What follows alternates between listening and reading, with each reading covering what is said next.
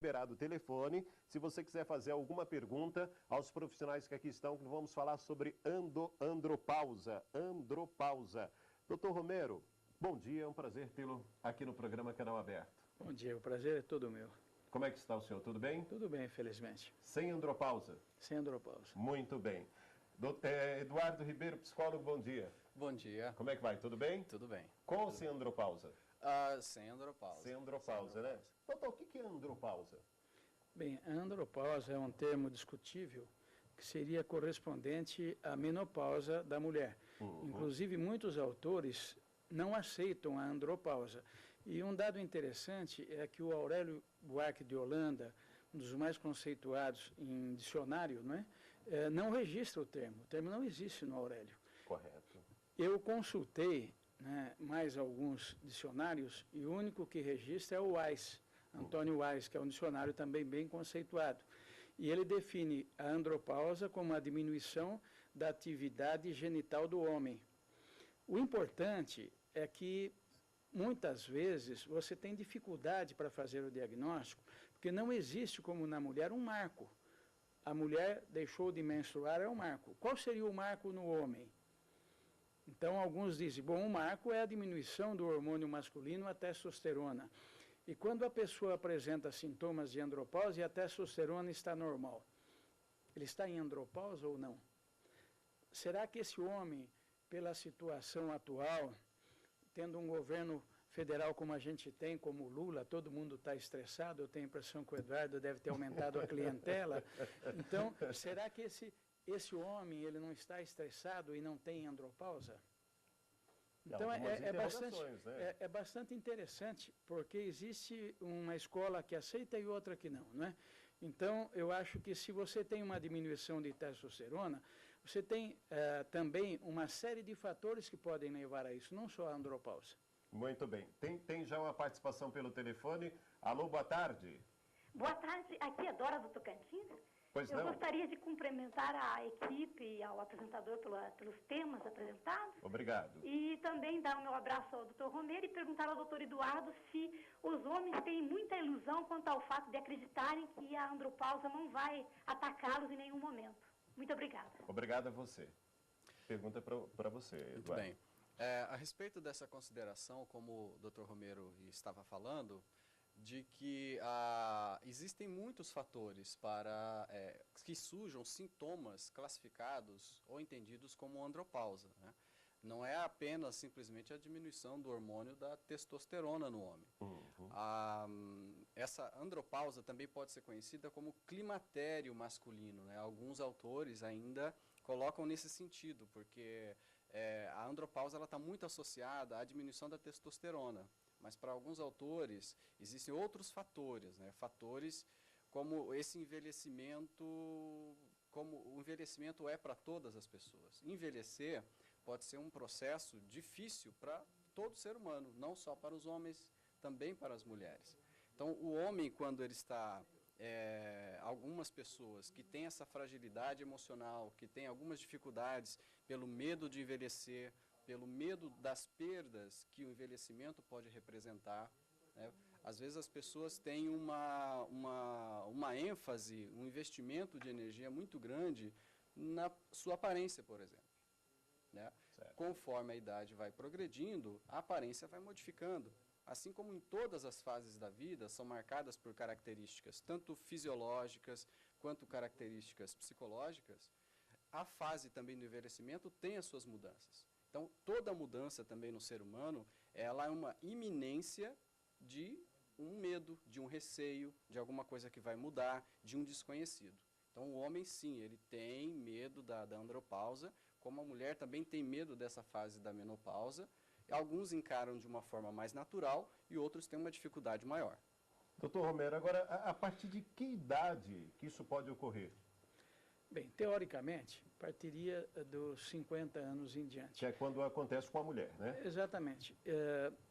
Como ele disse e frisou muito bem, não é o fator determinante, não é a dosagem da testosterona total, que é o hormônio masculino, Então, você suspeita que esse homem está, preocupado com o envelhecimento quando ele não tem mais o desempenho que ele tinha. ele perde ou diminui a libido. O que é a libido? É o desejo sexual. Ele não tem mais interesse pelas coisas que ele tinha, principalmente no trabalho e na família.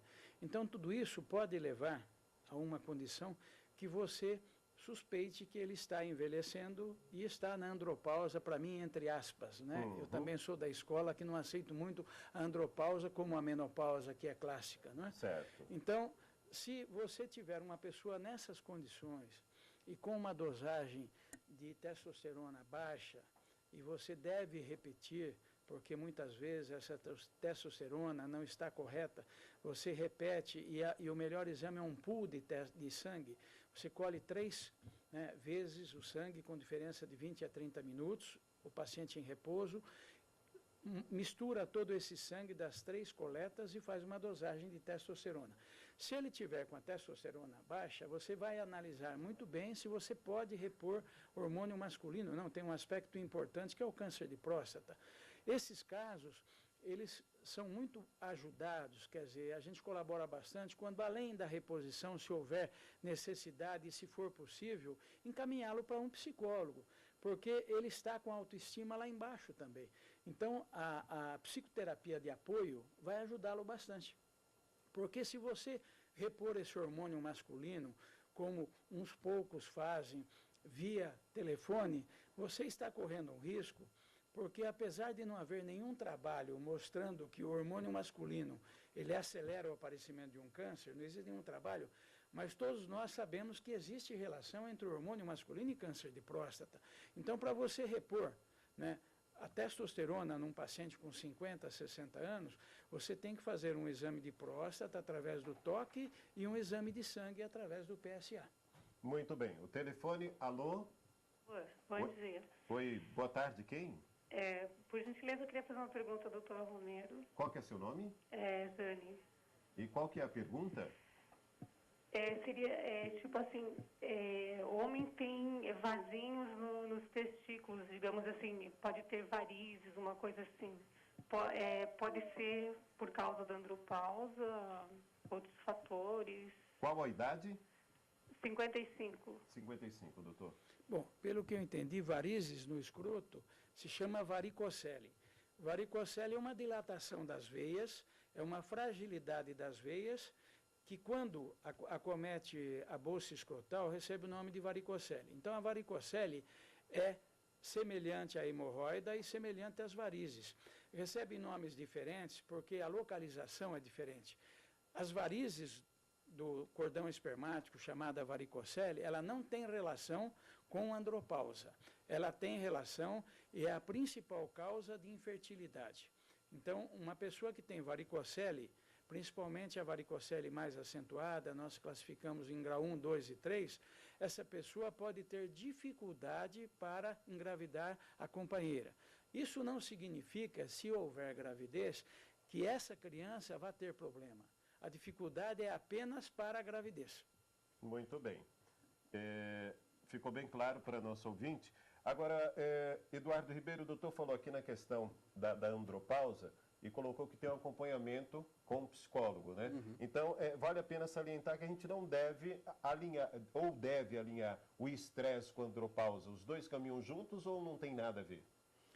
O estresse, ele pode vir de situações de vida que podem ser estressantes, que podem passar por dificuldades momentâneas. O estresse não é propriamente atrelado a uma situação da andropausa. Correto. Em si, né?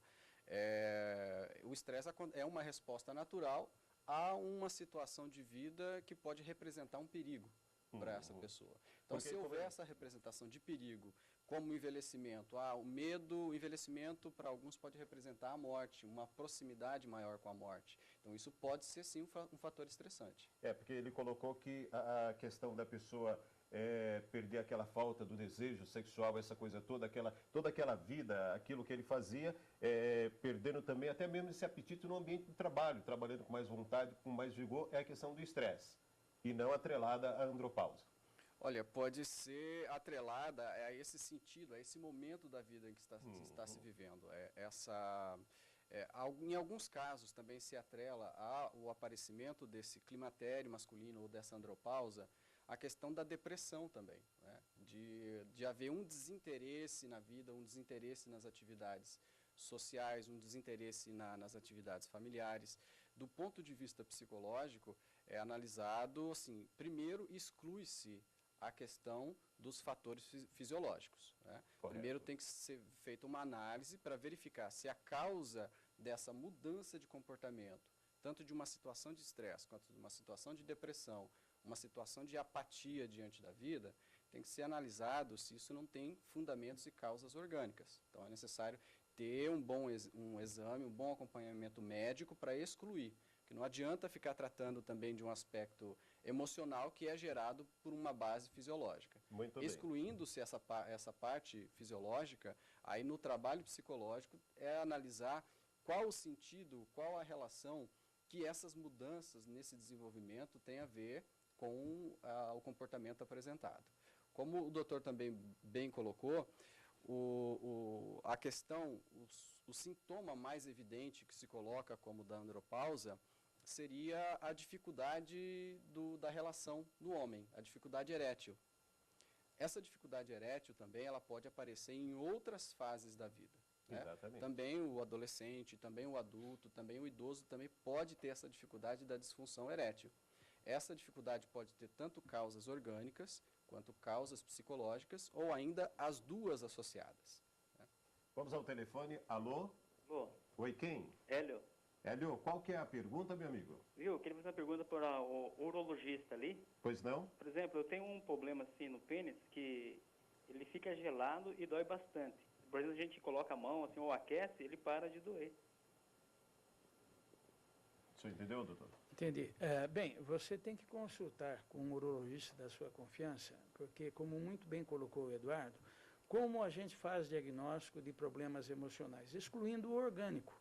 Você não tem outra maneira. Se você faz toda a pesquisa de causas orgânicas e você não encontra, você tem que pensar no problema emocional.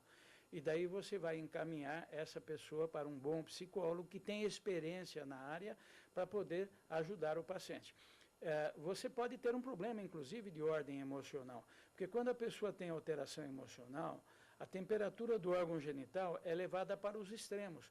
Muitos dizem, eu coloco a mão e está gelado, e realmente está gelado. O outro diz assim, eu coloco a mão na glande, que é a cabeça do pênis, está quente. E realmente está quente. Você tem que ver se não existe um problema orgânico, um problema, por exemplo, de circulação do pênis.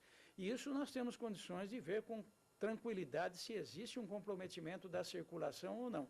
Então, o diagnóstico, isso é importante. O diagnóstico dos problemas de ordem emocional são feitos quando você exclui todas as doenças orgânicas.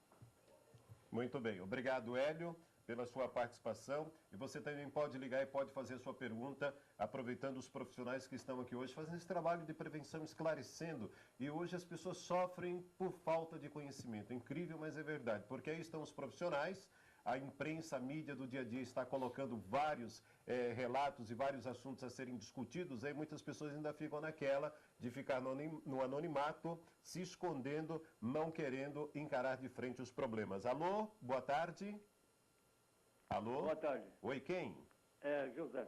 De onde você fala, meu amigo? Qual que é o bairro? Bairro Clarito. Clarito, qual que é a pergunta?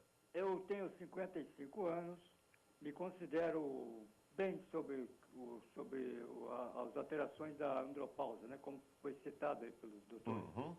E, inclusive, até melhor do que alguns anos atrás, né? Certo. Eu gostaria de saber se é possível, se ele poderia citar alguns alimentos que possa dar continuidade ao bem-estar meu que eu sinto atualmente, né? Uhum. Doutor Romero, ele falou que... O fim da pergunta eu não entendi. Repete para mim a pergunta, por favor. Eu me sinto bem sobre as alterações da andropausa, né? Certo. Você se considera estar nesse período da andropausa? Me considero que não tenho nada de andropausa, né? Ah, você não tem andropausa? Não, eu me considero como se tivesse uns 20 a 30 anos, por exemplo. E você está com 56 anos? 55. 55. Eu gostaria de que ele citasse, se for possível, alguns alimentos que possam dar continuidade